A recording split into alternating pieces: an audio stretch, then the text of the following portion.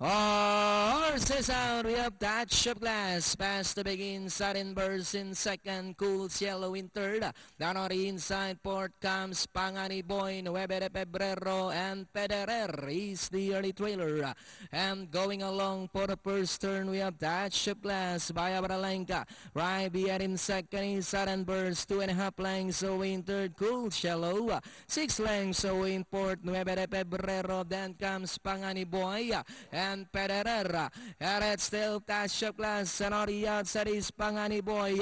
And in third still is Cools Yellow. A long way back to Nueve de Pebrero. Pangani Boy, and number 3, that's Pederer. And it's still touch of glass, and on the outside is Sudden Burst. Cools Yellow now trying to get closer in third. A long way back to Nueve de Pebrero. And it's still touch of glass, Sudden Burst. Cools Yellow now moves somebody outside to take the lead. It's now Cools Yellow by about 3 lengths. Sudden Burst in second, touch of glass, back in third. Nueve de Pebrero moving upon the outside. Pangani Boy.